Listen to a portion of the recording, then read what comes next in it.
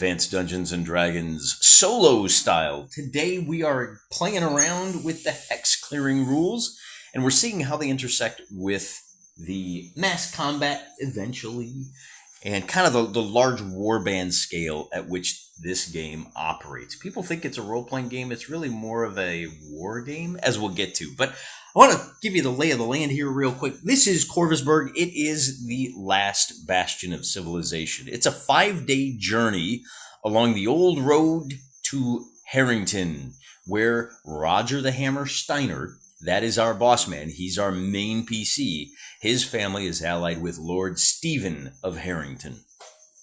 5 days, 2 around the lake. That's going to be important when it comes to keeping our boys fed, because we launched a whole expedition and we are now set up in the Deadwood, which was the scene of an ancient apocalypse. We know that there are settlements all around here. Look, there's a ruined village somewhere in this hex. Right? We know that there's something bad happened here to turn this southern reach of whatever this broad belt of forest was into scrubland. And by the way, these are 30-mile hexes. We got some plains through here, and Corvusberg is obviously taking advantage of that thick, rich loam to be a farming settlement. There's there's a little mountain range and some hills, and then up here you get into more mountains, but that's not important. What is important is there was a castle here that Roger's brothers found, and it had giant weasels, so they called it Castle Weasel.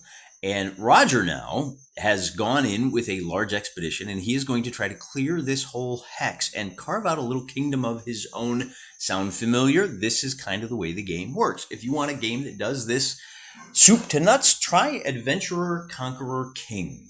That ain't us. We're going to go ahead and explore AD&D. So let's take a look at Corvusberg real quick. Here's a nice little isometric map of what that looks like. Isn't that nice? Little church bells for the weddings. Here's the pastures, right? So you got to walk around Long Lake. This is obviously this is a 5-mile hex. This is the 30-mile hex. So this lake is probably about 4 or 5 miles across, right? Maybe a little more than that. If it's about a third, maybe it's more like 8. About 10 miles north. So that's a pretty big lake, right? 8 by 10. And here's what the hex looks like in just like looking straight down on it. You can see we filled it out pretty good. We did a lot of exploring. There's the upper game wood. Here's the lower game wood. I hope our hex has some. And then this is the hex that we're interested in right here. We'll see if we can get the white balance a little bit better. Oh, there we go. Look at now we can see it. There we go. I love it. So here's Long Lake down here in the adjacent hex. This is the hex Corvusberg is in. And then here's Castle Weasel. So this will be our jumping off point. And we're going to want to explore this whole thing, drive out any of the baddies, and then we can call it our own. There is a tomb over here called the Redatomb, not fully explored. Here's a giant crater. We may send a little expedition down there to dig up what's at the source of the crater, and that might help us fill out the rest of this hex. Might fill out the history, I should say. Add a little bit of lore, as the kids call it. There is a hobbit village up here. Thank you to my commenters. Boy, I'm going to be tapping into my commenters heavily in this episode. So Muffin Top up here is in Scrublands. Here's another ruins. There's a tomb up here. I don't remember anything about that. There's a little pond here, but you can see there are some little patches. There's a forest copse. And we may need to build a road to go around Long Lake, or maybe we build a road down here. Castle Weasel is about 4 miles from Black Beach. Black Beach would be a great place for a little fishing village of our own, right? So maybe we need to invest some funds into a road, make it a little easier to get in and out. But that's for later, okay? For now, we also know that the orcs patrol these hills between Castle Weasel and the Redatomb.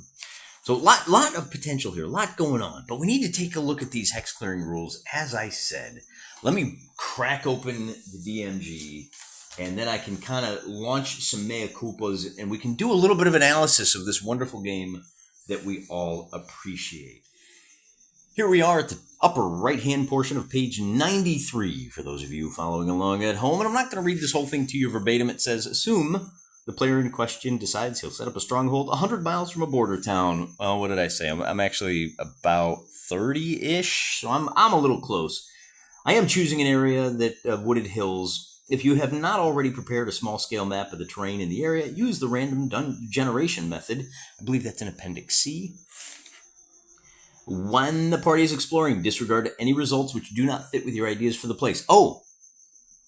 Interesting. I'm a no-fudge kind of guy. You take what the dice give you. Here, Gary says this is an example where you should disregard results which don't fit in with your ideas of play. Oh, that's interesting. We're going to keep that in mind. Both you and the player concerned will be making maps of the territory. Well, that's me and me. On a scale of about 200 yards per hex. So 9 hexes across the widest part will allow the superimposition of a large hex outline of about 1 mile across. Very interesting. In other words, you're going to want a map that looks a little something like this. Don't worry about the numbers for now. The star is the location of Castle Weasel. Each of these little blue hexes is 200 yards across, which, interestingly enough, if you are planning on playing on a tabletop, let's think about this. The standard scale is 1 inch equals 10 yards. That means each one, let's see, 1 inch is 10 yards? Yeah. Each of these hexes, if translated to a tabletop battle, would be 20 inches across. So 3 hexes across is a table about 5 feet across. And as we know, Gary was playing on ping pong tables. So 3 by about 4, you can drop, this is about the size of a table right here, this little rectangle I'm drawing. So if you get into a situation where you've got your terrain mapped out at 1 hex is 200 yards, you can directly translate this to a tabletop. Isn't that wonderful? Thanks, Gary. As he said, if you go 1, 2, 3, 4, 5, 6, 7, 8, 9, that's 200, that's 1,800 yards multiplied by 3 is going to be about 5,280, right? It's about 200. This is about 5,280 feet. Hey, this is about a mile. So if I zoom out, then I've got 1 hex surrounded by 6 other hexes, and this is 3 by 3, which translates to our 5 by 5, and we're basically in this, like, this part of this is, right, of this hex right here. Now, you can get a little too in depth in this. At some point, you have to kind of stop and go, look, the translation starts to break down a little bit. And you can justify this by reminding yourself that the map is not the territory, right? There's, even if you're mapping at 1 to 200 yards, there may be little things hidden within each of these hexes. So that's interesting. This is one of the things, and I'm not sure where I'm going to put this. I think I have this posted on my blog, johnmollison.com. If I remember, I'll throw a link down in the description. Moving on. Use actual time to keep track of game time spent exploring and mapping. Use actual time.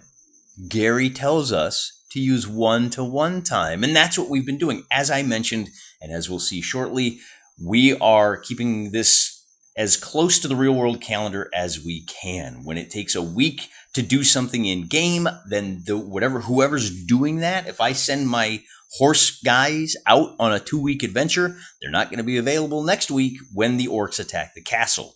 They're already committed. We've already declared what they're doing. So, you're going to have to wait. And I'm doing, by the way, these videos once every week. So it doesn't matter what day I'm filming it on. I'm trying to keep this as close to the real world calendar as I can. Okay. And that's kind of why, well, I guess maybe we could move ahead. But before I do, I do have a paper printout of Castle Weasel itself. And we talked about this last time. This is the big hole in the wall. This is where the castle fell the first time. See, there's a bunch of deep pits collecting water here that has to be filled in. So this is a palisade about 100 feet long, which jives with the cost for palisades here. And then I sketched in a little semicircle ditch. Why is my palisade so big? Well, that's because I have to have workmen. I'm going to try to rebuild this wall straight across. In fact, I may even build an additional tower there. I have a tower here and here. And just to answer one of the other questions from the comments in recent videos, wow, you've got like 100 guys in this little keep. It's going to get crowded. You'd think that, wouldn't you? Except that these squares here are, let's do some math here, right? I've got 1, 2, 3 towers plus I don't know about these towers. These are probably just like storage towers. But then I've got those towers are, well, I don't know. Are they 15 by 15 or are they 10 by 10? Is this guy 25 across by 1, 2, 3, 4 by 25. I mean, that 25 by 25, that ain't nothing. That's 625 square feet. That's the size. Well, actually, that isn't so big, is it? If we declare that these are all 10 feet across, then we're talking about some serious real estate here, right? This is 1,000 square feet. This is another 1,200 square feet. This is the size of two fairly, well, maybe a McMansion, right? Probably two McMansions kind of jammed together on the first floor. And also, these towers, I don't have anything drawn here. So here's the steps up to the little rampart, right? And then, but I would think these would be 2-story towers. So if this is a 30 by 30 room and we've got 2, maybe 3 floors in these towers, then we got room for the guys. I'm not going to stress too much about who's living where, who's bunking with who. I will say this, as we move forward, we're probably going to have to, like, this little stretch right here is probably going to wind up being wooden outbuildings. We need some stables. I noticed that when this map was designed, who designed this, by the way? Y'all know. He's one of the superstars. DysonLogos.com. This is supported on Patreon. I think this is one of his free ones. At least I hope it is, because I don't want to get called out. But I fudged it a little bit. I think I took out the wall here because I wanted to have to build a palisade. I really wanted my boys vulnerable to start with. So that's where, if you want to find one of these, look at DysonLogos.com. He's one of the all-stars. You all know his name. And then, so here's a little steps down, because I guess we're on a hillside. And then we needed some steps up to get onto the rocky ridge here. And I guess this is probably the manor house. I don't know, maybe this 2-story building through. It's going to be fine, right? We'll look more at this later. But I did want to call out the fact that in our last episode, we said, well, if we start on February 1st, and we bring all our boys along for the ride, then that ditch is going to be ready on the 11th, the rampart on the 18th, and we need to repair this gate, by the way. This gate was probably bashed off its hinges, so we're fixing these up, maybe just a temporary fix for right now in case we get hit hard by something. The gate is not available until the 25th. For right now, it's just like heavy logs that will slow down any potential attackers. We got some time. We're going to be doing some checks. We could really... Yeah, we'll build a drawbridge, right? So here's our cost. We spent $540. And I think this is probably a good time to point out. Somebody said, hey, whoa. You started off with a budget of, again, my commenters, brilliant people. They're thinking about things that I don't, which I appreciate. You're telling me you got 50,000 gold. You spent 20 gold on people. You got a war chest of 30,000 gold pieces here in Castle Weasel? Good to know. And my initial response was, I don't like that. I don't like the sounds of that. I gotta think about that. And I thought about it for a little bit, and I thought, that's probably not the case, right? What's probably going on here is that we had the 50 grand back here, and we probably have most of that with our agents or with the family back in Harrington. But we really should declare, I'm not gonna do it yet, I gotta think about this a little more, but we really should declare how much gold we have in the castle itself. Because we're spending money and things get a little bit wonky here, right? Because you have to spend, what did we say it was? Like 100, grab that piece of paper again. We have to spend 100 gold pieces on this ditch and 100 gold pieces on this wooden palisade. Well, wait a second.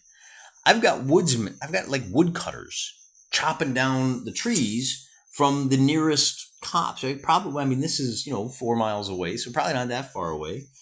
Somewhere in here, there's got to be some woods that you can see. It's, you can see a quarter of a mile, right? I don't know where they are yet. We got to explore that. We'll get there.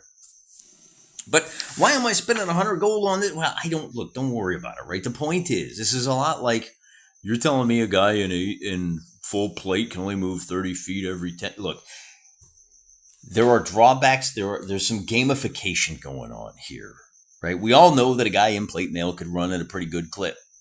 But in the game, the heavier the armor, the more protected you are, the slower you are. There's trade-offs. And so our trade-off here is that we got to cut down the trees. We still got to pay the 100 gold.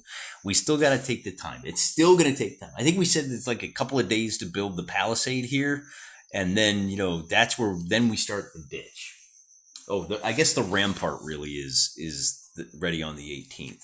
So we dig the ditch first. We put our guys to work. And on the 11th, we have like a defensive ditch formation, probably some stakes in the ground pointing outward. And then we can safely erect our palisade. And if we don't get hit by anything too hard, which is possible, this could be a TPK situation, Then we got our palisade, and then by the end of the month, we can feel a little more secure here. Now, all of that is kind of prelude to bringing our attention back to the primary hex clearing paragraph that I wanted to share with you today, because I kind of cheated a little. Well, not cheated, but we probably should have done this a little bit different. We'll get that right in here. So it says here, check but once. So as I said, use actual time as you explore the 200 yards per hex. Check once for random monsters in each hex. Wait, in each hex? What do you mean? Is that once per every 1 mile hex? Is that for each red hex or each blue hex? And in the next sentence, you got to read these carefully. Any monster encountered and not driven off will be there from then on, except those encountered while flying or passing through. After mapping the central hex and the 6 which surround it, wait a minute. Workers can be brought in to commence construction.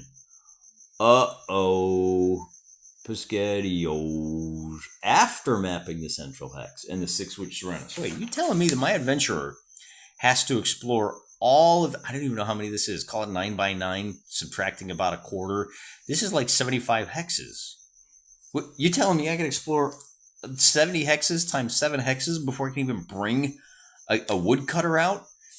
No, that's not what I'm telling you. I'm telling you, we really needed to clear these 7 hexes. See this inner ring, 1, 2, 3, 4, 5, 6, plus Castle Weasel. We needed to clear those. Well, first of all, we already cleared out the castle itself when we beat the giant weasels. Second of all, we've been passing through here a lot. So from a narrative perspective, we've kind of explored these 7. I'm going to do a thorough exploration of these 7 hexes, but you're still probably wondering, wait, is it the blue 7 or the red 7? And the answer lies a little bit deeper.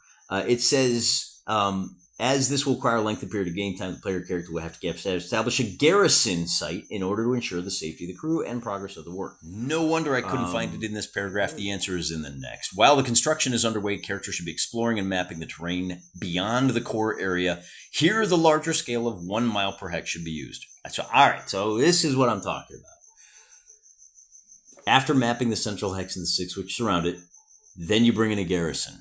So we could do a couple of things, and I'm just going to rationalize and justify. I've done a little bit of exploration already. So I'm going to start with this second ring, and I'm going to send out 20 of my boys. I'm going to send 10 of my light infantry and 10 of my heavy infantry, and they're going to explore this outer ring. Now you'll notice they're numbered 1 to 12, okay? I am going to go bing, bang, boom, and there's a couple of things we need to do first. I need to establish a little bit of terrain in here. And then I need to start checking off hexes to say that I've cleared them. But the first thing I need to know is, where's the village?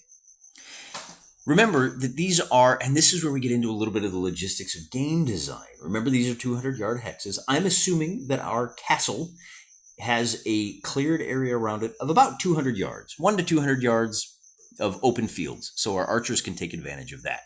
That means somewhere in this ring numbered 1 to 12 is where the village begins. And it would be a ruins, so it might not be easy to find. We're going to have to go stomping through there. We left it vague as our boys passed through here and did their exploring last year. This year, we're going to get a little bit more specific. We didn't know where the village ruin was because we didn't need to know, but today we need to know. So how are we going to find it? And then how are we going to establish what is in each of these corners? See, 1, 2, 3, 4, 5, 6. Well, this is where I'm going to resort to the random terrain creation. But first, I'm going to have my guys, and you can see, I mean, this is a quarter of a mile, right? So you can see it. So I feel a little justified. Once we get up into the walls of Castle Weasel, I've got 1, 2, 3, 4, 5, 6. I want to find out what those terrain types are, and I'm going to say those are about 3 hexes across, right? So these 7 hexes, whatever I roll for 3, that's the terrain here. That's the terrain here. And so with all of that out of the way, now we can just kind of start establishing what's going on. And that means making 6 rolls here on the scrub chart. Remember, the greater hex is scrubland. It means we're more likely to find forest than marsh or a pond or a depression, with probably some plains in there too. I'm going to roll 6 times, and these will be our hexes, as you saw in that last map. So we get a 12 is going to be forest, and then a marsh, and then a scrub. So forest, marsh, scrub. Let me write that down. Forest, marsh, scrub, and then we got to do 3 more. So we get a pond, we get a forest, and more scrub. Pond, forest, scrub. That means our central 1 mile hex looks a little something like this. We got a couple of bits of forest here. We've got a swamp up here. This is marshland and a little pond. So I think we're probably safe to say that we've got a stream that flows somewhere through here. Of course, it's going to flow out this way down. Remember, we're just 4 miles away from Long Lake. So that means it's got to dump out either there or here. And I'm going to leave that up to the dice. On a 1, 2, 3, it's to the left, and on a 4, 5, 6, to the right. So we found a little stream flowing out of the pond, and then I think we'll do the same thing. We'll say, does this stream go this way, or does it go this way? 1, 2, 3 to the left. Yep, so it does not go straight from the marsh, which I guess probably makes sense. So we could probably just go ahead and wrap this around here. And it kind of wraps around the castle. Maybe that's why the castle is there. Maybe we can divert that and give ourselves a little moat. But the big question is going to be, so like I said, I am kind of declaring that by killing the weasels, we've cleared these first 7 hexes. So now the real adventure begins. I've got 20 guys who are going to start exploring each of this inner ring of 12 hexes. And now we have an issue because Gary doesn't tell us how long it takes to explore a 200-yard hex. He tells us how fast an army can march through a hex, but he doesn't tell us how long it takes to explore. And you could probably argue that, well, I mean, if we say it's if we say it's a day, that's probably a little not quite enough. And of course, we are just 20 inches away from the castle itself. So I think the further out we go, maybe the slower it is. But I want to have some adventure. I want my 20 guys to have to get up to something. So we just need to come up with an answer. We know how fast you can move. If your burden is light and the terrain is rugged, it is scrubland after all, 20 miles per day. Yeah, but I mean, how many miles does it take to check a 200-yard hex? Right? That's a couple of football fields, regardless of which kind of football you're playing. And I think this is one of those areas where you really have to rely on some judgment calls. And I'm going to just declare by fiat that 6 hexes across, it's not quite a mile, but we can get a good thorough searching done in a day. We can get 6 hexes cleared.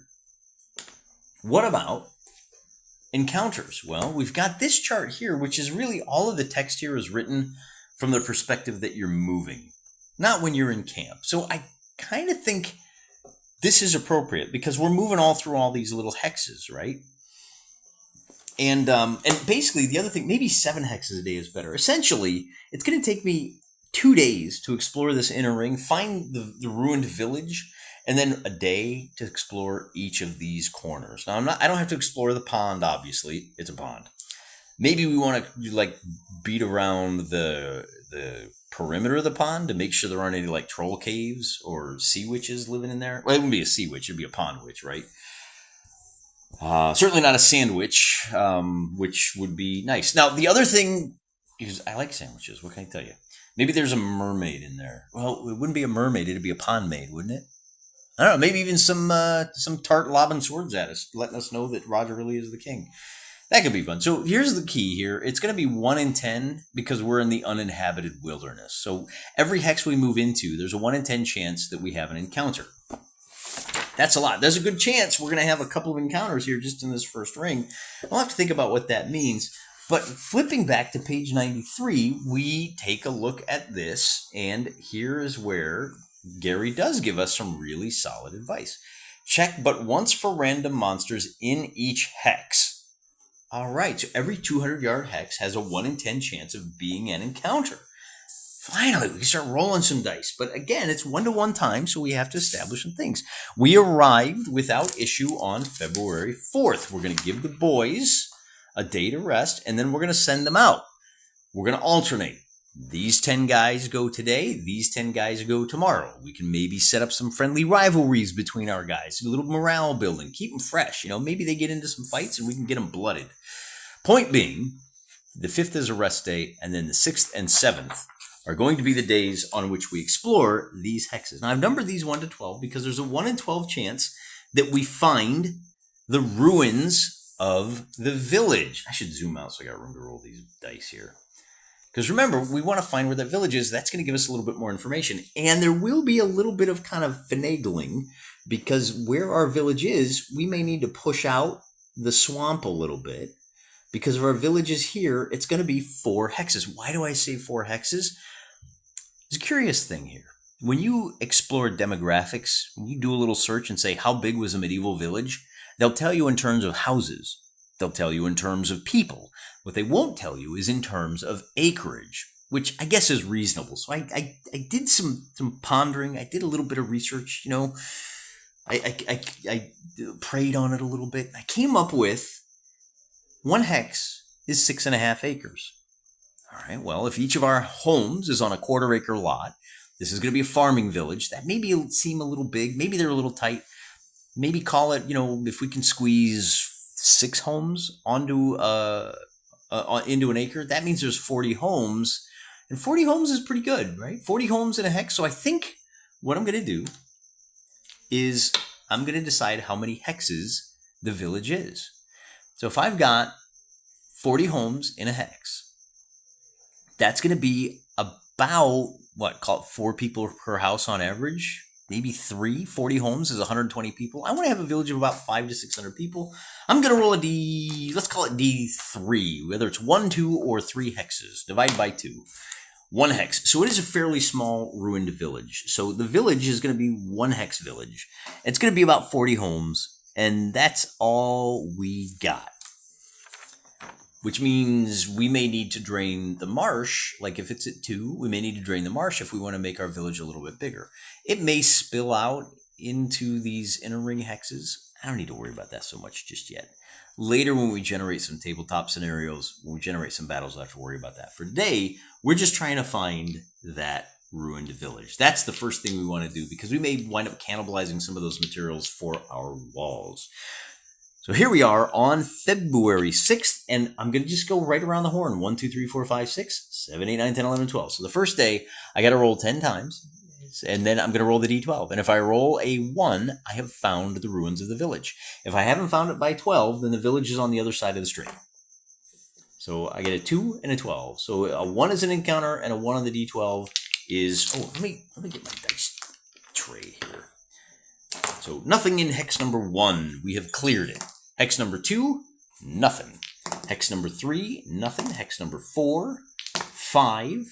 All right, so we get to hex number 5, and we have our first encounter on February the 6th. Encounter. We still haven't found the village. Hex number 5. Let's find out what that is. And what I'm going to do first is I'm going to erase 1, 2, 3, 4. And then as we are exploring this area right here, this could be bad for whatever we encounter, but let's just go ahead and roll percentile dice, because we are in the Scrublands, of course. St. Michael the Archangel, defend us in battle. We get a 63. In the Scrubland, a result of a 63 indicates men pilgrim. Somebody showed up. Now, we could speculate, but let's figure a few other things out first before we start tearing off and figuring out what these guys want. It says here that pilgrims are... Here we go. So here in the... Of course, obviously, I'm looking at the monster manual. Pilgrims, we've got 10 to 100 of them. I'm going to roll a d10, multiply by 10.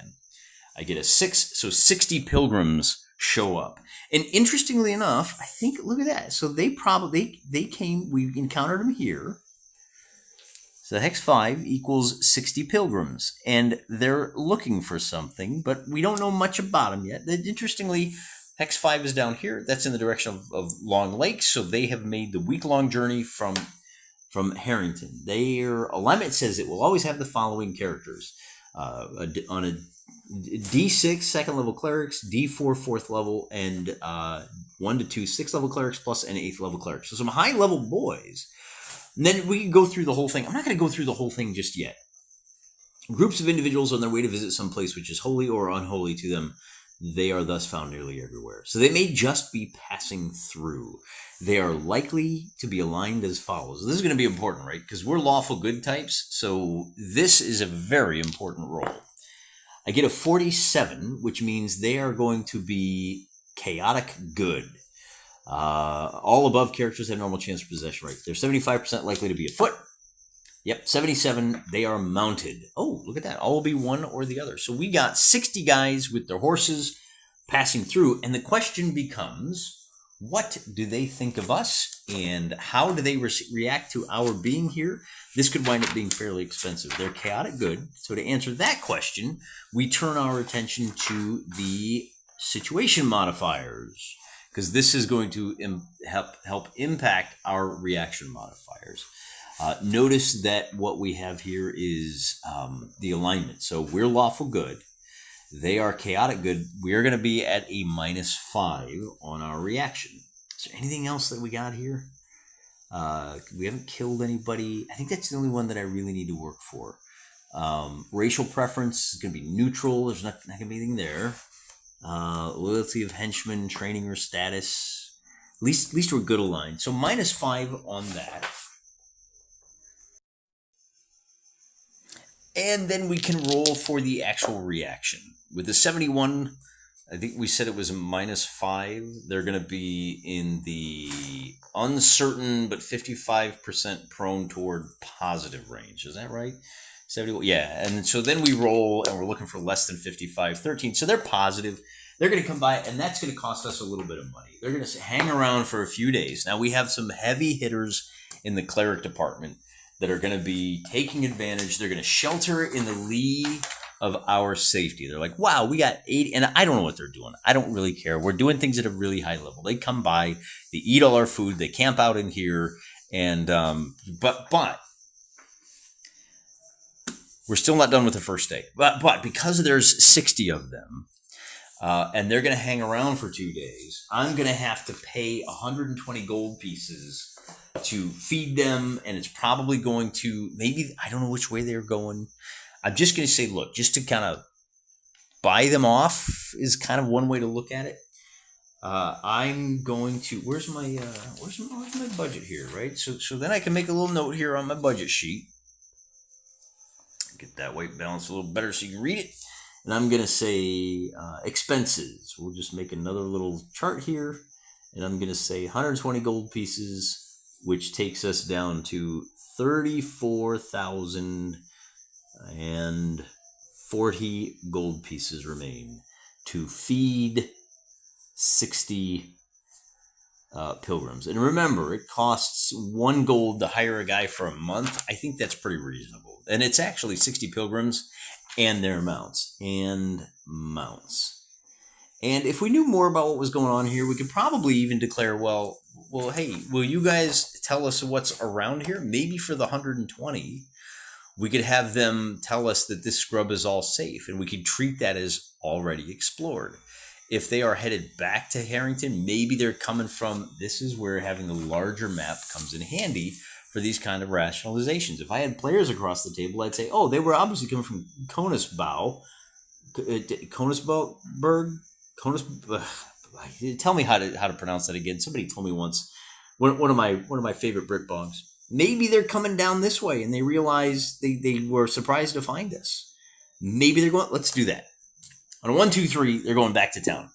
Yeah, so they're going back to town, which means they're coming from the north, which means we may be able to tap them for information. We may be able to say, well, I guess they came through here, right? And so we say, look, I got some allies. I'm going to erase. I'm going to check off. I'll put a little dot in the center of each area that I have now successfully explored. And I successfully explored 5. All I encountered was those guys. And then, of course, the 7 immediately around it, right? So already you can see in just like a partial game session, we had a pretty good chunk. But I still haven't finished the first 6 hexes yet. I have to roll one more time to find out. With a 2 and a 7, nothing happens. So that's the first day. And now I get back to number 7, and I got to roll 6 more times. We're going to call that a nothing. A nothing. This is number 3, 4, 5, and there's where our village is. So 1, 2, 3, 4, 5. So our village is up here right near, I'm gonna draw a little happy house right there. That's our village, right up here near the forest. So that tells me that we're gonna want to build a bridge across the stream, and this is the direction that the road goes. So if the house had been down here on the pond, it would be a little fishing village. Bear in mind that pond is just, a half a mile from the village, so there's probably a couple little docks for people to enjoy themselves. Oh no, you know what? I got this wrong. So there's a little. It's actually right here's the village, and so the stream, as we said, follows along like this, and it goes up here into the swamp. So that bridge must be like right here, and I guess if that's the case, that means that stream is somewhere right around here. Like it might even be right here. I don't know. I'm not gonna worry about that. I'm getting a little too bound up. All right, then I have just 2 more. I got to roll for the 11th and hex number 12 and nothing. Man, not a lot of 1s today. So in our first 2 days, we have explored all the way around here, and that takes us up to February the 7th. And then we take some time off, and that's a pretty good adventure for today. I'm going to call it quits right here. We're gonna pause this, and in our next video, we'll explore these 1, 2, 3, 4, 5, 6 other areas, and see what other sorts of hijinks we can get up to. And as I said, it's 7. It's going to take longer to patrol. Look, to explore this marsh is going to take a lot longer. The woods are going to take longer. If you're in the kind of open, broken land, or here in the scrub, then it's probably going to be a lot easier. You got better sight lines, right? And then I just left everything else between still scrub land. There may be another, like I could just put another tree here. We could make these forests a little bigger, and then like you see here, this swamp kind of bleeds over into the next hex, and that's kind of where we're at. So we had our first encounter. It went well for us for a little bit of money. We got a couple of hexes explored. We got some protection. If we had encountered anybody here, now we know where the ruined village is. Directly due west of Castle Weasel. So maybe I can put that down. I think it's a little bit odd that Castle Weasel, the gate, is in this direction when the village is in that direction. But that's just the way the dice went. That's just the way the cookie crumbles. And it's been kind of a long one. I think 6th, 7th, and let's take a look at our castle real quick before we close out for the day. I know this episode is getting a little long, so we'll wrap it up here. Oh, right, here it is right here. Right, so the 7th. But we're gonna pause there, and then the ditch is complete on the 11th, and then we'll pick things up right there with the additional exploration. Okay, so on the 12th, 13th, and 14th. Till next time. Oh, actually, I need to check, because we don't do any exploring on Sundays. It's a holy day. It's a rest day for our guys. We only do the 6 days of exploration. So let me check and see when Sunday is, and our next episode will kick off with that. And we can spend the rest of the week exploring the rest of this hex. Until then, I'm praying for you.